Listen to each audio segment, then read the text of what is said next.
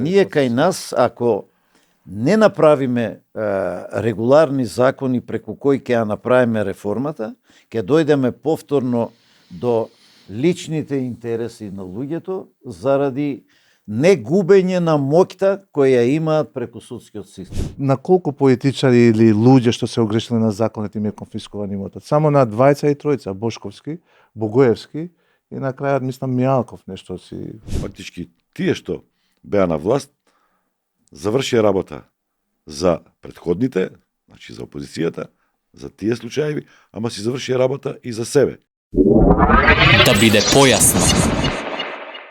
Добре дојдовте во новата епизода на подкастот Да биде појасно. Разговараме за обштествени теми, разговараме за обштествени состојби, се обидуваме да ви пружиме една поинаква слика, подетална, низ еден неврзан разговор, за да може подобро да ги разберете девијациите и за да може подобро да сватиме што треба да се направи и се разбира да го мотивираме и да го стимулираме тоа на едно пошироко обштествено ниво.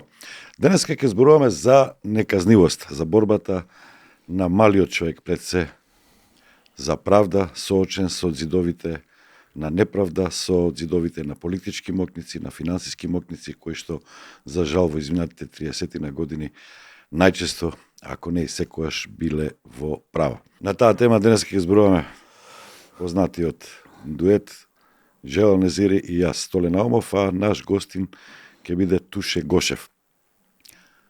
Поранешен министер за правда, познат адвокат, инаку член на парламентот во Независна Македонија во првиот состав. Господине Гошев, може ли да се каже дека и на членовите на тој прв состав некако им се нанесува неправда, некако се заборавени, некои од нив остана финансиски незгрижени.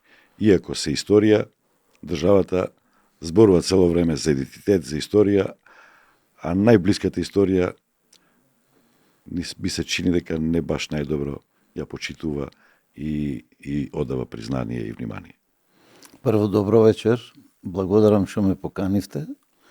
Да имам прилика како член на првиот парламент да кажам, а подоцна и како министер за правда, кога се донесоа основните конститутивни акти на нашата понова држава, почнувајќи од декларацијата за независност, па референдумот за независност, па донесувањето на Уставот и согласно на член 7 од Уставниот закон моравме да ги донесеме и сите закони кои требаше да ги операционализираат сите права и обврски, конституирањето на органите, нивните овластувања, согласно донесениот нов устав. Тоа беше една макотрпна работа, една голема работа, за да можевме да постигнеме тоа што практично значеше и конституирање на нашата понова држава.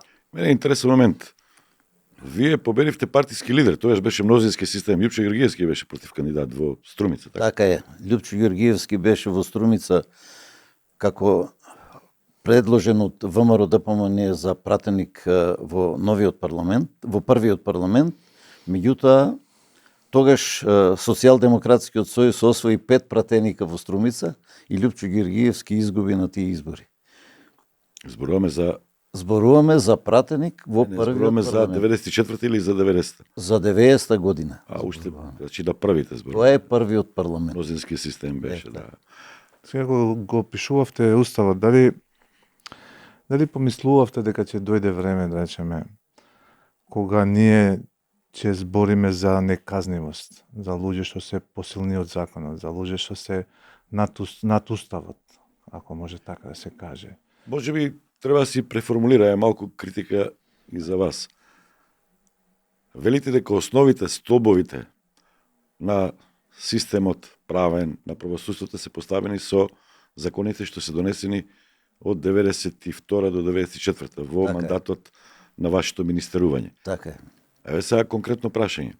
Дали се лоши столбовите? Што се случи за да правдата, правосудството, судиите, обвинителите цело време корупцијата се на врвот на критики во сите извештаи на Европската унија и воопшто во перцепцијата на граѓаните во оваа држава? Дали столбовите се лоши или столбовите се подкопани после тоа? Не, нашиот устав е современ устав, модерен устав, кој практично формулира една правна држава каде што сите граѓани се еднакви пред уставот и законите, што значи дека никаде во нашиот устав не постои одредба каде што ќе го сруши достоинството на нашиот државјанин или граѓанин, како сакате, со нееднакви права во правниот поредок.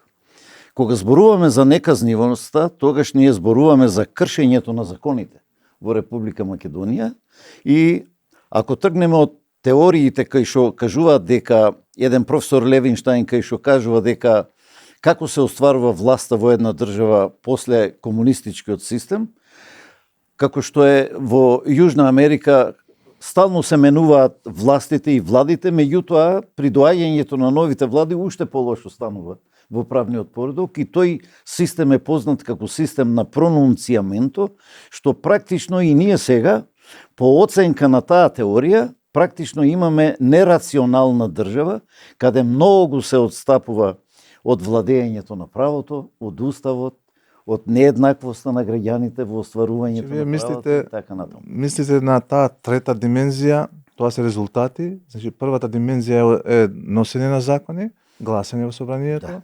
втората димензија е имплементација Да. и третата се резултати. Видете, Сега, дали нема доволна имплементација не. или не се резултатите Не. задоволителни? Кога го правевме уставот, основни постулати на градењето на тој устав беа колективното паметење на народот што живее на таа територија, референтните решенија на либералните демократски држави, кои требаше да се имплементираат за да поминеме од еден систем во друг, и на крајот способноста на граѓаните да ги спроведуваат тие регули.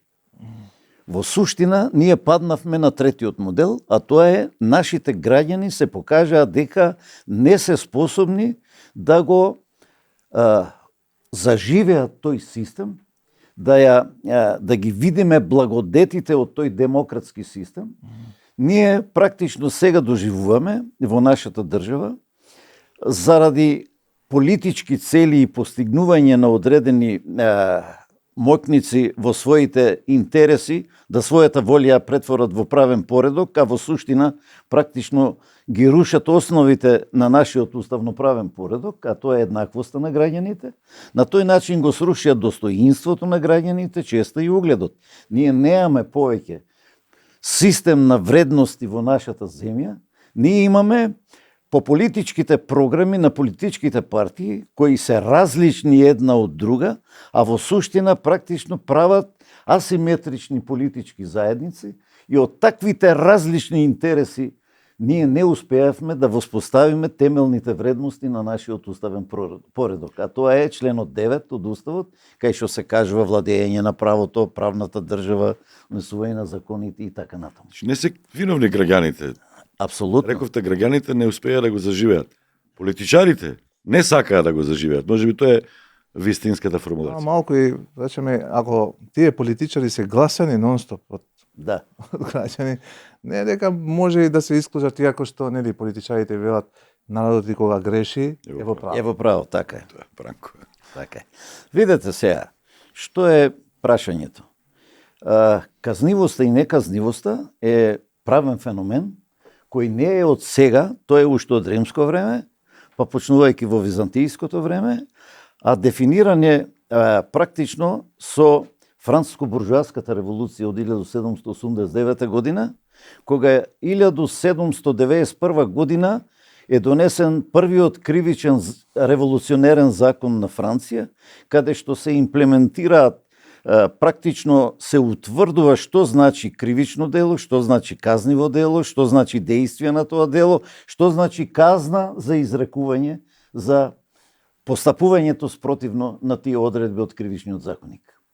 Поаѓајќи од тој кривичен законник, практично до ден денеска ние прилагодувајќи го само за лични потреби, како што правиме со Уставот на Република Македонија, во временскиот период од 30 години владење на Уставот, ние направивме 39 уставни амандмани на Уставот, што значи дека ние практично наместо да ги казнат на политичарите заради неспособност да го творат уставноправниот поредок, ние го менуваме уставот да го прилагодиме на мислењето и на желбите на политичарите и практично нивната волја ја претвараме во правен поредок. Затоа ние не може да воспоставиме правен поредок во земјата, бидејќи имаме асиметрични политички заедници со различни интереси, различни програми, различни видувања на вредностите, наместо да направиме согласно на член 9 од Уставот на Република Македонија,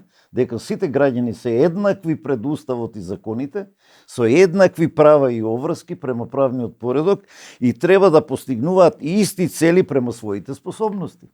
Да, и тоа колку тоа е реалност во пракса, Сега, тоа секој од нас може да види, а и вие сте авокат, може да видите за кого се работи, кого застапувате и колку Така. се шансите тој да Видете. победи во конкретен случај. Да, Гошев, Кажеме, ние, еве јас, например, со обраќајен прекршок, најмал ако направам, нема никој да ми прости. Нема државата да ми прости. А ние знаеме, постои толку афери, специјално обвинителство, бомби, не знам, скандали, се тоа, и гледаме дека, не знам, двајца, тројца нешто одлежа Видете. во затвор, или некои случаи се процесуирани без конечна завршница. За конфискација на имот, тоа според мене е најдобар показател дека имаме некаква борба против корупцијата, имаме ова борба против неказнивоста, речеме, дека законите важат за сите подеднакво. Конфискацијата е еден добар индикатор. Колку само на колку политичари или луѓе што се огрешили на законите им е конфискуван имотот? Само на двајца и тројца, Бошковски, Богоевски и на крајот мислам Мијалков нешто си му Видете. конфискува. Само на тројца. И сега ние имаме цела плејада на не на олигарки кои се креирани од страна политиката, туку олигаркија која произлегува од самата политика. Бивши политичари, што би рекол овој Мицковски, да се голтари, што денеска се олигарки. милионери. Да.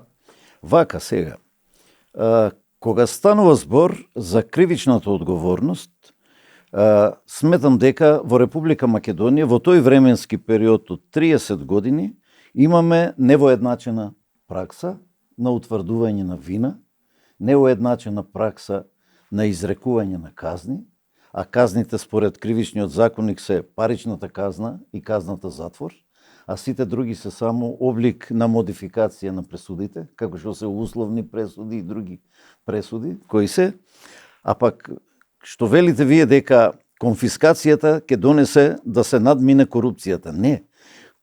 Конфискацијата е перфикаре, е последицата на сите направени имотноправни деликти предвидени согласно на кривичниот законник. За да вие ја изречете мерка конфискација согласно на член 97 од кривичниот законник, вие претходно треба да утврдите сторител и вина за сторено кривично дело. И ќарот или печалбата од стореното кривично дело ќе биде предмет на конфискување на имот. Ама и тоа показател сторено од тоа дека кривично дело. почнува Тоа сакам да ви кажам, дека еден кај случај нас не завршува. ниеден политичар во временскиот период од 30 години не одговарал. Да, тоа е точно. Кривично не одговарал. Никој, што значи на никој не му е изречена конфискација на имот, никој не прашан. Тоа практично значи незаконски имунитет на оној кој власта го ослободува од одговорност и од почитување на законите заради надминување на состојбата. А тоа е на неправото, кражбата, нееднаквоста во правата на граѓаните, стекнување на имотот, дури богатите во Република Македонија прават политички партии, формираат и сакат својата волја да ја претворат во правен поредок. Рековте, асиметрични се програмите, ама симетрични се многу кога станува збор за казнивоста. Има еден термин политичка солидарност. Не го прави тоа што јас можам на тебе да ти го правам кога ќе дојдам на власт. Од тој аспект се враќаме на тие времења стари, уште пред Француската револуција што ги споменавте, тој царски апсолутизам, како врвен авторитет, он не одговарал за ништо, можел да прави што сака. Така и нашите политичари се однесуваат како во времето на феудалното општество. Тоа еднаш го кажав, дека уште 1215 година со Магна Карта Либертатум во Англија, царот бил Лекс Алимата, тој е безземјаш цар, така се викал, сега не му се сеќавам баш на името, дека тој ги носел законите, меѓутоа законите не важеле за него. Законите важеле само за граѓаните. Нашето општество 30 години е во една таква ситуација. Е сега, заради надминување на таа состојба да тргнеме да правиме правна држава, тогаш се направил тој договор Магна Карта Либертатум, дека Лекс Анимата, царот, божанската власт, кога ќе го донесе тој прописот, тој треба да го почитува, зашто во исто време царот бил и врховен судија, тој им судел за сторените дела. И во суштина, практично, граѓаните не биле државјани на таа земја, биле поданици на царот, а сега со правење после француско-буржуазската револуција, бидејќи граѓаните стануваат државјани, а државјанинот е политички субјект во демократски устроена држава, кој активно учествува во управувањето и обликувањето со земјата, практично и ние сега го губиме правото да бидеме политички субјект народот, стануваме поданик на политиката за да може она да си ги оствари своите цели. Добро го констатиравте тоа. Има солидарност измеѓу, иако се различни во политичките програми и партии. Меѓутоа, во борбата на секојдневно предефинирање на уставноправниот поредок и секојдневното менување на вредносниот систем во Република Македонија, затоа Република Македонија не може да има право и правна држава. Вие мислите дека треба да се поработи на подигнување на свеста, Не само на свеста. јавноста, дека политичарите што крадат, ако може така да кажам, од Не, државата. така ќе кажеме. Дека Не. користејќи ја службената положба, не ја употребуваат службените овластувања за постигнување на целите на државата, тие ги приватизираат службените повластувања и ги постигнуваат своите цели наместо постигнување на целите на државата. Зошто Ратио легис и охацио легис, кога носиме ние закон, кажуваме што е причината зошто го носиме законот и на крајот која е целта што треба да ја постигнеме со тој закон. Вака на овој начин, како што ги спроведуваме законите, од последицата ние стануваме, како да ти кажам, фиктивно постоење на права во законите, државата не е способна тие права да ги штити и да ги остварува преку системот на државата, практично ние немаме права, а во исто време немаме и закони. Практично семантичкото однесување на политиката кон правниот поредок е само прикривање на нивното делување, а не остварување на уставноправните цели кои сме ги донеле преку уставот, законите и така натаму. Два цитата само ќе дали се согласувате. Ристоска беше во СЈО обвинител и сега е. Застрашувачки се последиците од неказнивоста која се протежира од највисоките чинители во општеството. И ако го погледнеме степенот на протежирање на неказнивост и степенот на корупција како моментално најгорлив проблем на нашето општество, некако јас добивам веќе впечаток дека не се ова слабости на системот или некои девијантни појави, туку веќе имаме ситуации кога овие појави стануваат афинитет на системот. Системот е повеќе заинтересиран да обезбеди неказнивост, да поддржи корупција, отколку што е заинтересиран да застане на патот на правото и правдата. Ова сигурно е апропо незината работа и судбината во СЈО и судбината на самото СЈО, специјално јавно обвинителство. Уште една изјава од пратеник од албанскиот политички фактор Снопче во дебатен магазин Клик Плюс на ТВ21 вели дека Северна Македонија страда од пандемија на неказнивост на лицата одговорни за корупција. Имаме пандемија на корупција, кога ќе се спомене зборот пандемија, се поврзува дека нешто е болно, односно нешто слично како за време на ковид. Кога имавме пандемија, граѓаните беа изолирани, додека кај нас претходната власт не презеде никакви мерки за изолирање на одговорните за корупција.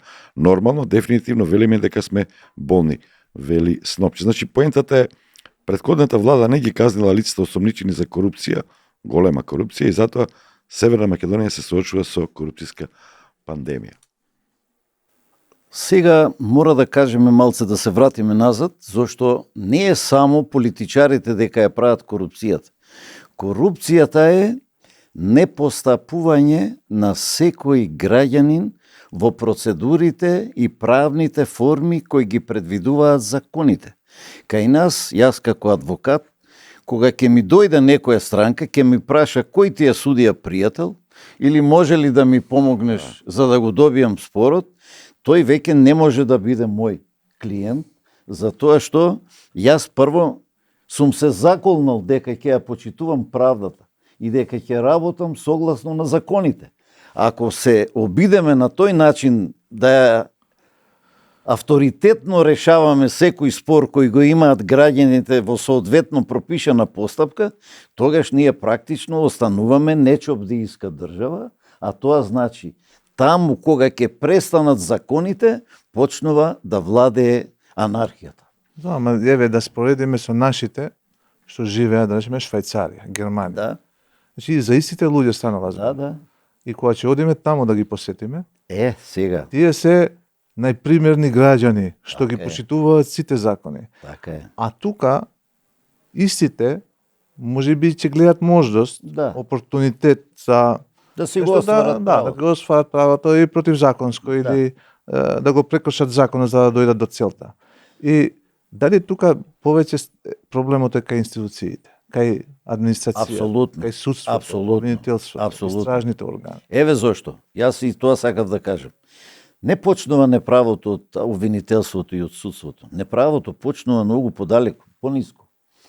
Затоа што секој државен чиновник кој не ја почитува пропишаната процедура и форма при остварувањето или извршувањето на своите задачи кои ги има на службеното место, тој практично овозможува самоволие во една држава и дискреционите права на примање на подкуп и добивање на права кој еден граѓанин би ги заслужил доколку ги има, доколку власта постапува во регуларна постапка, а кога дава и тој самиот мито да го оствари тоа право, практично и тој прави неправо со давање на подкуп и доаѓаме до Платоновите афоризми за државата. А тоа е идем пер идем.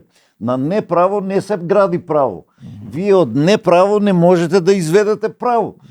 Значи, кај нас судовите не може кога нивната доверба и на обвинителството, довербата, па и на целата државна управа, довербата, не треба само да ги гледаме на судството. Судството е веќе крајот на формата, за да ја видиме што значи право и неправо, а неправото потекнува и од ниските чиновници, кога тие си ги спроведуваат собствените интереси, самоволието, волунтаризмот, арбитрерноста, се што е противно на правната држава. Јас имам Сакате да кажеш дека менталитетот веќе е проблем кај нас. Кај нас тоа станува менталитет. Дека треба да се работи и од образованието, и од воспитувањето, за да се промени веќе тој код, како што заклучивте во главите на луѓето. Значи, мора да дадеш нешто, тоа е вообичаена работа. Штом кај вас клиенти доаѓаат за да бараат Не сите, судија, за да ама може да го некои има и потплатат. такви. има сега- кога постои можност, ако гледа дека може и некој политичар. Посебно сега сакам да ви кажам, со тоа незаконитото судење, кај нас не е само судството криво, што станало, луѓето не станале такви кога ги поставиле на тоа место. Самиот систем го прави тоа. А тоа е системот на законите кои ги имаме во Македонија. Во процесните закони, кога ќе го земеме процесниот кривичен закон или законот за кривична постапка, кој е изработен по два модела. Едниот е инквизициониот континентален модел, а другиот е преседателскиот модел на судство, и кога се направени микс измеѓу тие две постапки, практично за мене овој закон за кривична постапка е жртва на еден неуспел абортус. Тоа е една таква повреда, му овозможи официјалната максима или правата на судиите толку да се зголемат, што практично слободната диспозиција на странката не е во можност да се брани. Тогаш обвинителот што ќе му предложи, судијата тоа ќе пресуди. Не знам вие какви аргументи да кажете, бидејќи судијата одлучува кој доказ ќе го изведе, кој по слободно судијско убедување ќе го прифати за релевантен доказ за да изведе релевантен факт, начинот на правната квалификација на делото, иако согласно на Законот за кривична постапка, судот не е врзан за правната квалификација на кривичното дело на кое ве обвинува обвинителот, но никогаш до сега од мојата пракса како адвокат од 24 години, и како правник што се занимавам 45 години на таа струка, не сум видел судот да ја промени правната квалификација на делото. Сакам да кажеш дека не е така како што треба да биде, односно обвинителството или обвинителот да биде една од странките, судијата да биде во средина, а бранителот да биде исто така на равноправна основа со обвинителот. Не може не да функционира биде. кај нас. Не функционира тоа. Не функционира и според причините. Судот одлучува кој доказ ќе го изведе и ако вие противречите на судот, може судот без било какво образложение да ви изрече казна од 2.500 евра за тоа што ќе се противите за изведување на За тој адвокатот, доказ. за бранителот, За а адвокат. обвинителот А на обвинителот ќе го пријавил во јавното обвинителство дека не бил сериозен и го нарушувал јавниот ред и мир во судницата. Гледате дека не сме равноправна странка во постапка. Желал да прочитаме само од извештајот на Европската унија. Тоа сакав само да нагласам дека има еден лош извештај за нашата држава во овој контекст. Не е само еден. Назадуваме, не на оваа тематика назадуваме што од земјите од Западен Балкан, речеме, има земји кои што се застојуваат, значи не се движат напред, но и не одат назад. Има земји кои што напредуваат, малку, ама напредуваат. А во последниот извештај за нас е нотирано дека ние назадуваме во овој правец. Да. И вика препораките на комисијата од минатата година не беа целосно адресирани и затоа остануваат важечки. Значи се повторуваат истите Да, забелешки и истите задачи за земјата кои што не се адресираат. Нема воја, значи. Значи еден од нив е да се усвои нов кривичен законник во согласност со ЕУ акито, законодавството на ЕУ и меѓународните стандарди. Да, тоа сакам посебно, тука во извештајот пишува, останува распространата корупцијата во многу области и е прашање на сериозна загриженост. И како еклатантен пример на неказнивост, политичка солидарност, сложни попци во Петок мрсен, како беше тоа. Измените на кривичниот законник од септември 23 година ја ослабнаа правната рамка, негативно влијае на гонењето на корупцијата, особено во случаите на високо ниво. Многу од тековните предмети биле прекинати или поради истечен рок на застареност, или бидејќи конкретните прекршци, како што е злоупотребата на службената положба, при јавните набавки повеќе не постојат. Тоа е авансирање и за едината. Фактички, тие што беа на власт, завршија работа за предходните, значи за опозицијата, за тие случаи, ама си завршија работа и за себе. Како е принципот? По поволниот закон влие... Тоа е, ако завршите, Да. тоа е еден аспект на гледање на работите. Значи, со измената на кривичниот законник, мислите на член 353 од кривичниот законник, а тоа е злоупотребата на службена положба, кој е општ закон за злоупотребата на службена положба, од кој произлегуваат други неколку закони, како што е примање подкуп, давање подкуп, како што е фалсификат материјален, како што е интелектуален фалсификат. Тоа се дела од злоупотребата на службената положба. Кај нас, кривичните предмети, кои јас лично сум ги водел од организиран криминал, тоа се за митралезите МГ3, се водат 16 години. 16 години обвинетите се трудат да дојдат секој месец на судење, он живее под стрес, он веќе не знам каква казна вие да му изречете, закаснената казна, таа не ги оправдува основите за изрекување на таква мерка, согласно на закон.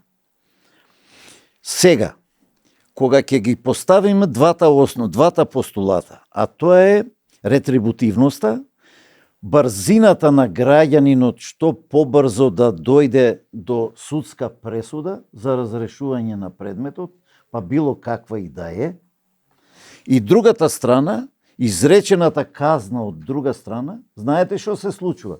Еден кој го бране во предметот шпион, мерката притвор му е поголема од изречената казна затвор.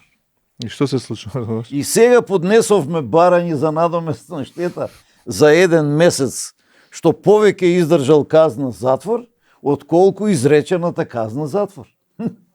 И сега, при таквото одлучување, при таквото решавање, кај нас во Република Македонија, се бунат луѓето и обвинителите дека временскиот период со скратувањето на казната, па поаѓајќи од одредбите на член 107 и 108 од Кривичниот законник, а тоа е временскиот период на застарување на кривично гонење и на извршување на донесените пресуди од тоа кривично гонење, може да замислите дека при таквата состојба доживеваме дека мерката притвор е поголема од мерката казна. Да, но со последните измени на Кривичниот законник, Сега. член 353, Сега, 353. Тоа за злоупотребата е. за застарувањето. Сега за застарувањето. Факт е дека застарувањето ќе биде, бидејќи највисоката казна е 3 години. Апсолутниот рок на застареност е 6 години. Тоа значи дека тој што го донел законот се однесувал како лекс анимата. Тој ги носи законите, тој сам се ослободува од одговорноста. Што е Како практично царот, случајот на исто, тоа нема разлика. Нема разлика. А пак од друга страна, тоа значи да се преиспита работата на јавното обвинителство и на судовите, дали треба 6 години да водат кривична постапка до изрекување на една казна затвор. Тоа се мисли на брзината на граѓанинот или на обвинетиот да дојде до судска пресуда, да утврди дали е прав или е крив во конкретно. Зашто ми беше зборот.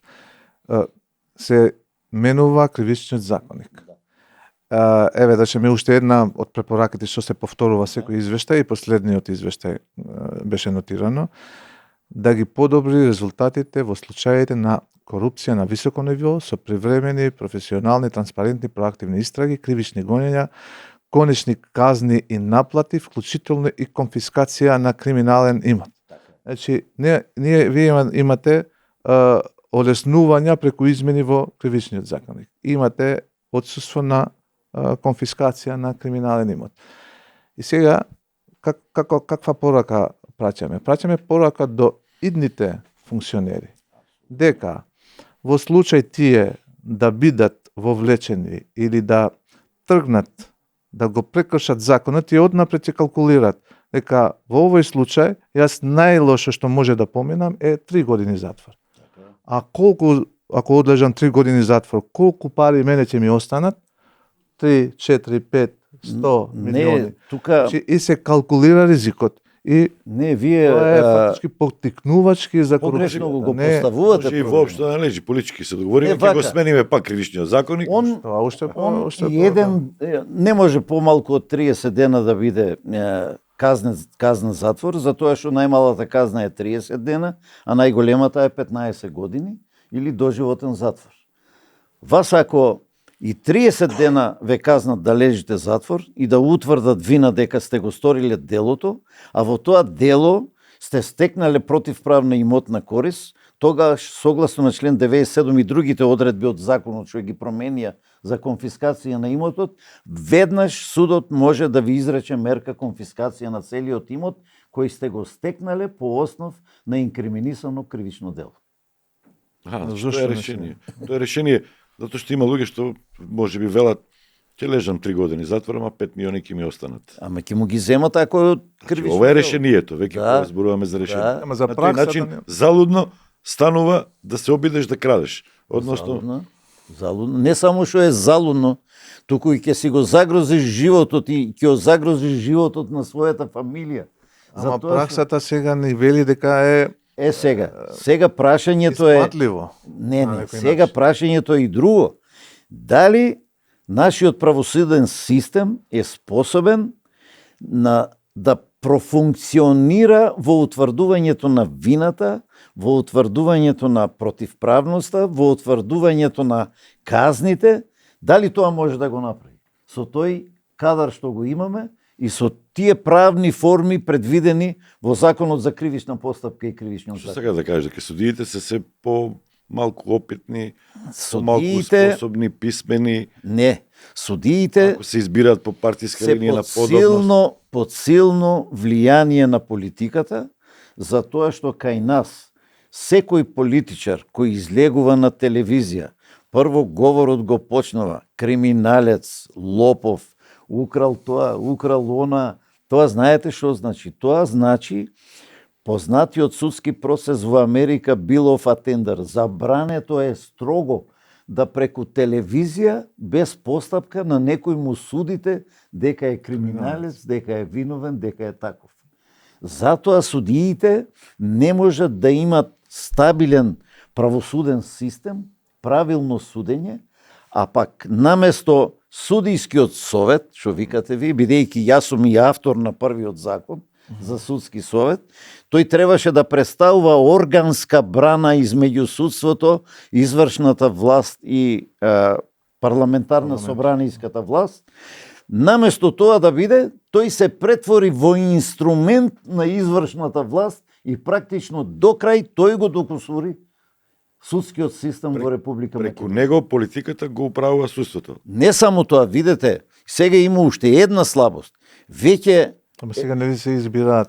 чекате, Претходно ги бираше собранието, членовите на советот. точно така. Сега веќе. нели си ги Сега имаме консенсуален Избор на- избор. од страна на Председателот самите предлага, судиите предлагаат, собранието предлага и така се формира. А не се Судскиот бираат, не се бираат. Не од се самите бираат. судија? Сега што е прашањето? Судиите бираат мнозинство од судскиот систем, од судскиот совет. Кога судиите веќе имаат доверба 2% во нашата земја, дали судиите се способни да избрат од своите редови членови на судскиот совет кои ќе го исправат судството и ќе го донесат тоа да правилно функционира согласно на донесените закони? Јас според мене не може. Таквиот судски совет не може. Еве уште еден поразителен факт, кој што за жал функционира во перцепцијата на голем број граѓани во оваа држава. Ќе го престикам тој факт низ една анегдота од времето на османлиите. Некој благајник му недостасувале, не знам, 2 лири за да направи свадба за керката или за синот, не е битно. И од касата 3-4 месеци пред завршувањето на годината земал 2 лири со намера да ги врати до крајот на годината, да биде пак полна касата. Не можел никој тоа да го стори до крајот на годината и отишол кај кадијата. Барал памет од него, мудрост. И кадијата го прашал колку зема од касата, 2 лири. И што да правам сега, не може да ги вратам, да се продолжи. Не, сигурно ќе лежи затвор. Чаре укради ја целата каса. И како вика за 2 лири, вика не, ќе лежам ама за цел. И па, ако ја украдеш целата, ако ја испразниш целата каса, ќе има и за мене, ќе има и за другите, ќе има, вика, и за тебе. Значи, поентата е дека ако украдеш што повеќе, ќе има со шо. Ќе има и да се одбраниш. Значи, ситното крадење не се исплаќа во држава. Не, гледајте сега, и тоа е еден Ние факт. го вулгаризираме, меѓутоа ова Да. реални. Еве вака, ако За да вратиш ти 37 милиони обештетување, како што плати така Мијалков. го прашали некој од кај ги 36, стекнал тие пари? Колку треба ти да... Ама го прашали од кај ги стекнал тие пари? Потекло не имате, тоа Да. е суштината. Да. Не потекло на имот. Не е тоа како што беше имаш куќу врачи стан. Него прашувам од каде си го стекнал тој имот, Па, дали си наверно, платил на криминал. данок на државата?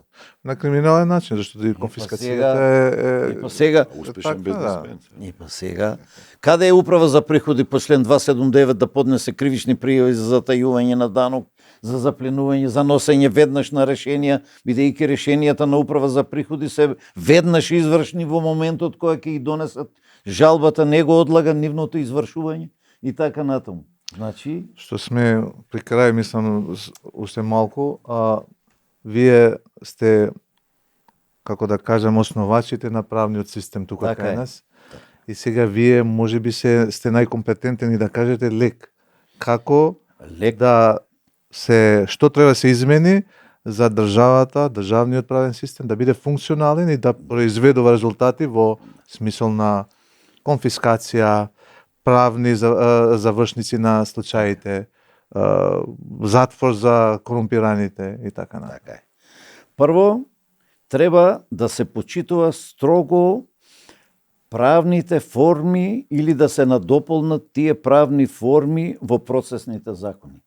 Кај што многу брзо ќе доаѓаме до решавање на споровите и решавање на предметите.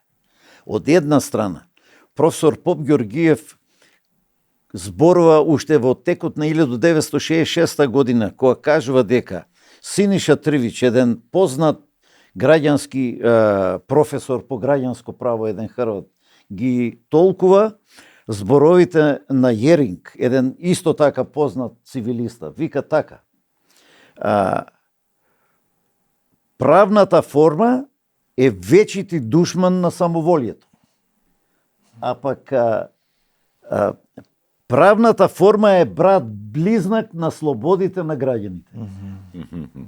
Се додека во Република Македонија судовите не сватат и судиите да ја почитуваат до крај правната процедура, избегнувајќи го системот на арбитрерност и самоволие, никогаш ние во Македонија ќе не може да имаме судство. Меѓутоа, сакам и тоа да напомнам. Уште кога станав министар, при правењето на законот за судовите, ние вметнавме одредби за непотизмот, да не постои како сега што го имаме. Тогаш во тој закон беше забрането да може таткото да биде обвинител, мајката да биде судија, синот да биде адвокат. И ние ставивме такви одредби и кога видоа дека ќе го истуркаме тој закон и ќе биде така, за да го решиме непотизмот во Република Македонија, тогаш преседателот на Уставен суд беше од Штип, беше, не се сеќам, многу одамно беше, ми го укина таа одредба со образложение дека со изземањето на судиите во конкретните предмети ќе се реши и прашањето на непотизмот. Тоа беше невидена глупост. И при правењето на Сдруженијето на судиите во Република Македонија при оснивањето, јас дадов една изјава тогаш на која ми се налутија судиите од Врховен суд. А тоа беше дека телефонското право ќе го ставиме во музеот на старините. А ќе се обидеме да ги спроведиме законите како што се напишени.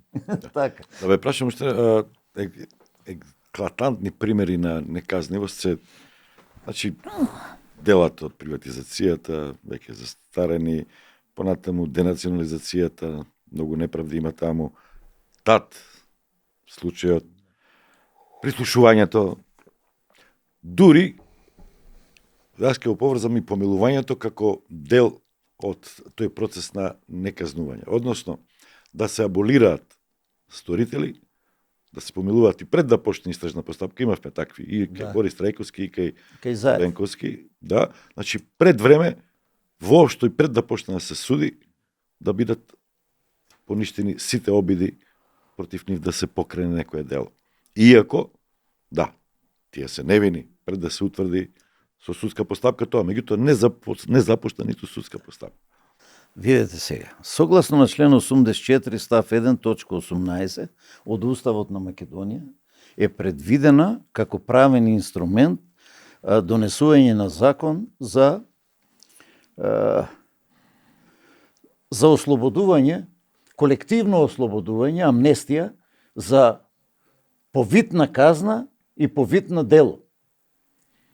Во исто време, во членот 84 став 1 точка 10 на преседателот на државата од Уставот му е дадено правото да донесува помилување согласно на донесен закон за помилување. Законот за помилување во службен весник број 20/93 од 93 година, јас сум авторот и јас сум предлагачот на Собранието на Република Македонија. Основите за донесување на тој закон не се правни причини.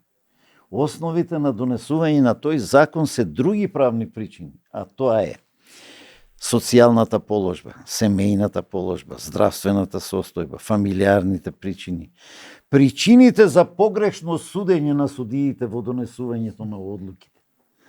Што значи дека во последно време слушам толкувања од врвни професори и судии на меѓународен суд кои апсолутно немаат никаква основа за да можат да имат такви критериуми дека законот не чинел, а дека требало да се пропише постапка на под кои правни причини може некој да добие помилување. Помилувањето е дискреционо право на врховната власт. Помилувањето не може да биде под критериуми предвидени согласно на закон, бидејќи е дискреционо право.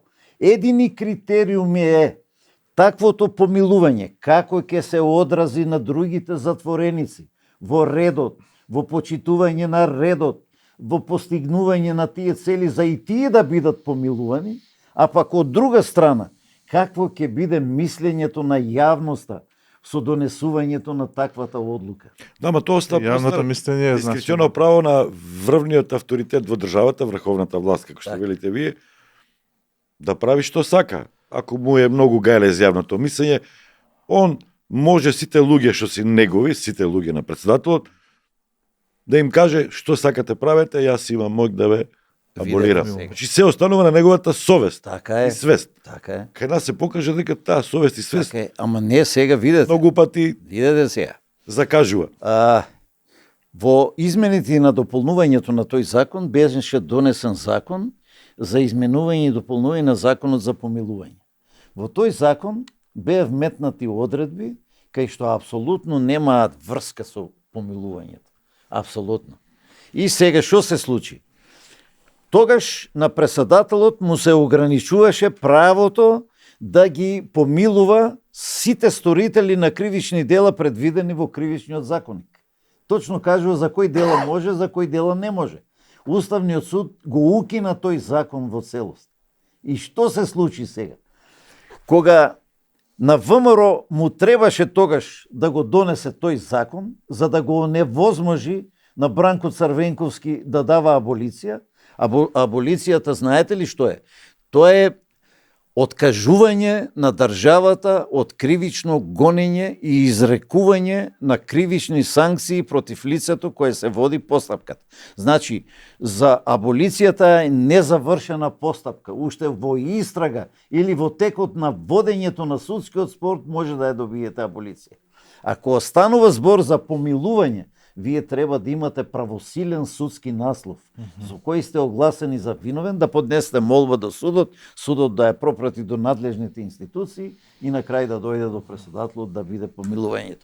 Мислам дека треба да завршуваме полека. Дали Европскиот суд на правдата помага на тие посебно мали луѓе кои што имаат проблеми со високите непробојни зидови на правдата?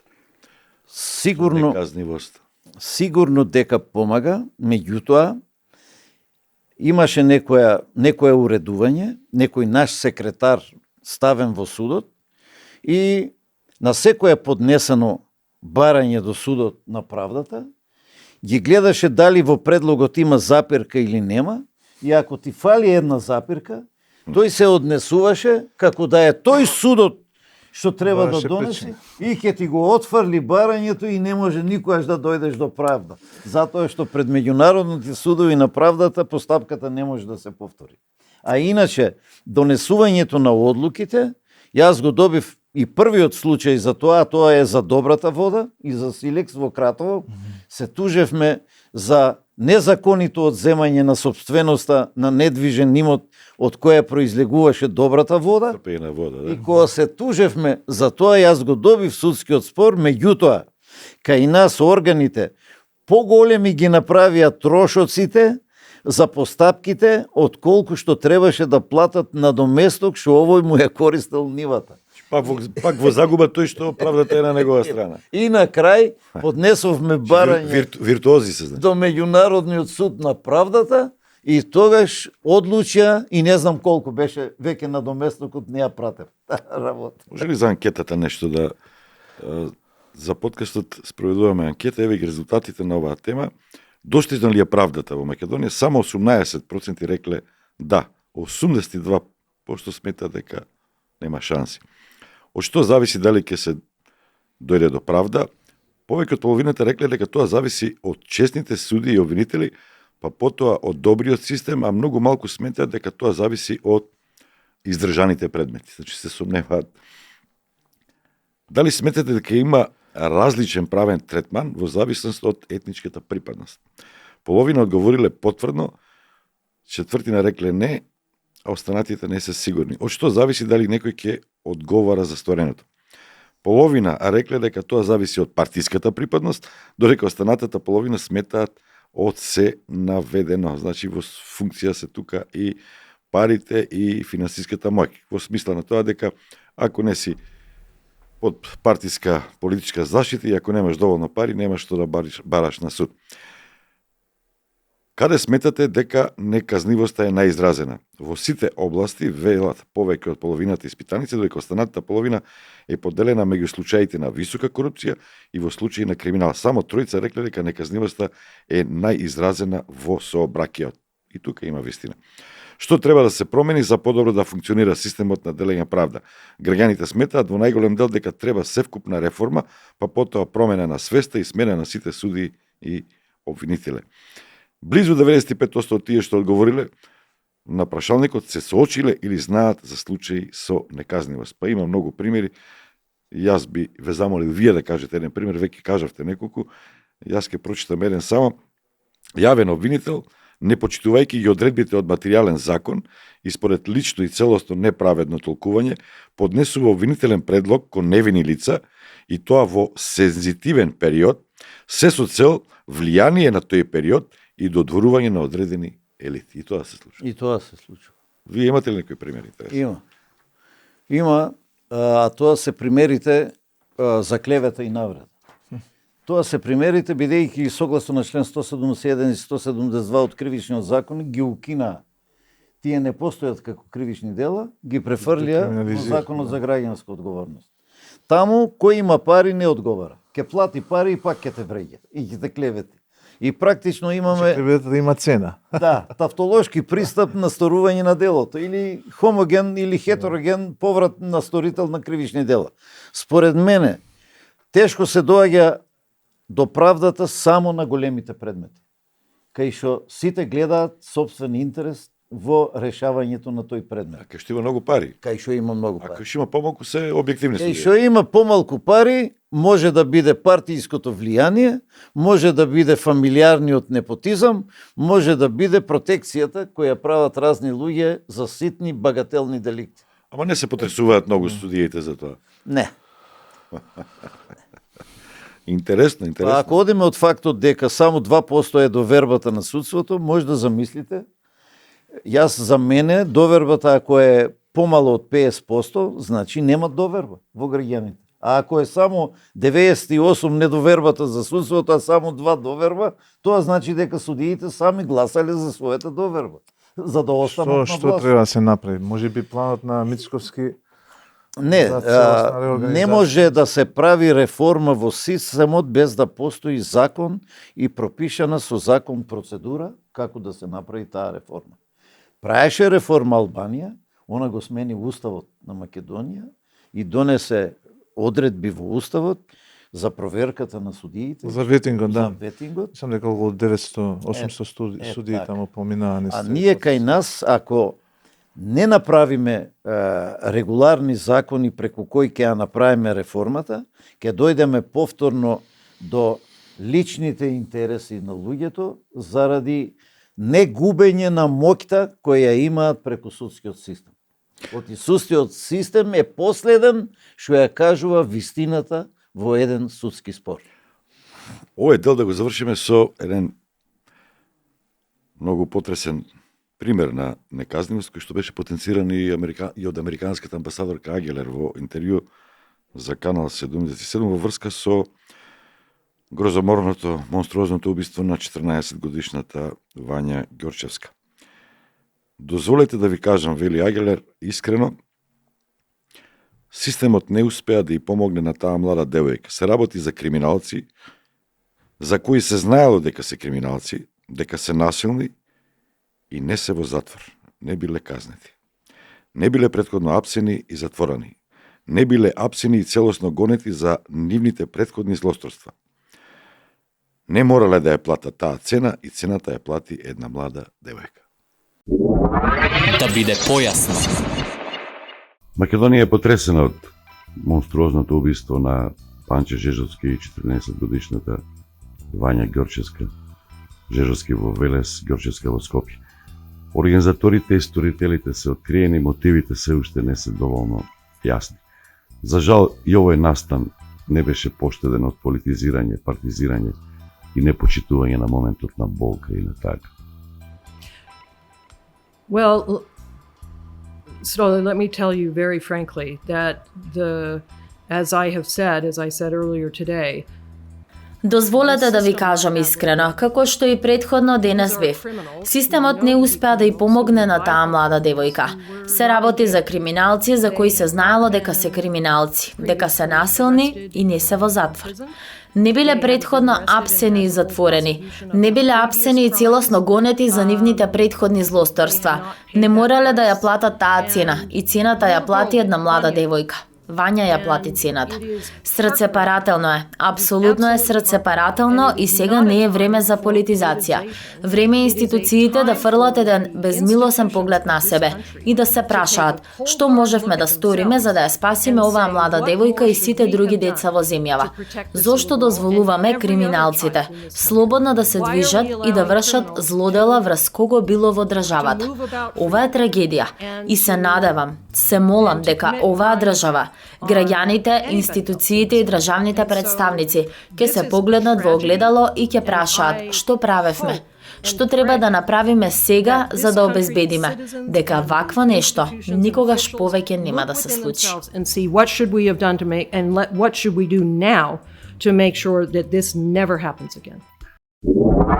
Да биде појасно. Вака. Факт е дека нашите одговорни органи кои треба да ги водат постапките во истрагата и откривањето на делата, соработуваат со криминалците. Заради разни причини. Заради решавање на проблеми од спротивни интереси, заради решавање проблеми лични имотно-правни односи, заради политички проблеми решавање. Зошто правдата во либералниот систем се дели на политичката правда, се дели на етичката правда и се дели на материјалната или кривичната правда. Од тие три правди може да видите дека кај нас не функционира системот на превенција. Затоа нашите криминалци шетаат по улиците, сите знаат кој продава дрога, не одат да го апсат, сите знаат кој прави шверц преку граница, носи разни стоки и се ослободува од царини, прави милиони. Сите знаат кој продава марихуана, произведува марихуана и што ни се случува во последно време, замешани се и полицијските одговорни инспектори во правењето на тој криминал. И сега се поставува прашањето. Бидејќи предметот се уште е во судството, се уште не сме го слушнале што е мотивот, бидејќи секое кривично дело патува низ три фази. Прво одлуката за донесување на тоа дело, или когитаре, позната, или агере, припремата за извршување на тоа дело, и перфикаре, последиците во извршувањето на тоа дело. Да видиме кој бил мотивот да се изврши тоа дело. Зборувате за Палевски, за групата и за зборувам за нив. кој била Добре, припремата и на кој начин, кој учествувале во припремата на извршување на тоа дело и кои се причините и целите што е постигнато со тоа дело. И ние се уште сега, граѓаните, сите судат на свој начин. Некој вика тој не е сторител, друг вика е сторител, што практично повторно се руши недовербата на граѓаните во системот. Од тие причини треба посериозно, јас не случајно го кажав, секој орган кој учествува во државната управа строго треба да ја прочитува процедурата која предвидува законот. Органите на управата согласно на законот за општа управна постапка, вонпроцесните запки, оставините, разводите, браковите, судовите и нотарите, кривичните судови во делата кривични, а граѓанските судови како кралица на правосудниот систем во Република Македонија на најчесен и поштен начин да ги расчистува субјективните права на граѓаните. Се мисли на имотноправните барања и на сите други лични права кои ги имаат граѓаните во нашиот правен поред. Туше Гошев, поранешен министер за правда, пратеник во првиот состав на независна Македонија, зборувавме за неказнивоста, тоа беше се, на крај само да ви кажеме дека нема друг лек освен да бидеме поупорни, погласни, да не ги оставаме политичарите и другите мокници, почнувајќи од бизнисмените, финансиските мокници, судиите, обвинителите, да не ги оставаме на мира, да им дишеме постојано во врат и да вршиме притисок. Правдата не е борба или не е битка која што трае само еден ден, туку тоа е вечна борба. Да, Столе, ние досега имавме еден интересен разговор кој верувам дека и за публиката е исто така интересен, а се работи за многу сериозна тема со која граѓаните се соочуваат секојдневно, а тоа е неказнивоста на високите или големите луѓе и на спроведување на законите само кога станува збор за условно кажано малите луѓе. Ни треба правна држава, ни треба спроведување на сите закони. Не е уставот или законите не се супермаркет па да земаш да спроведуваш едно што сакаш, а друго да оставиш. Треба да се бориме сите за таа правна држава, за таа праведна држава и верувам дека на крај ќе ја имаме без оглед дали ќе бидеме наскоро членка на Европската унија или не. Да биде појасно.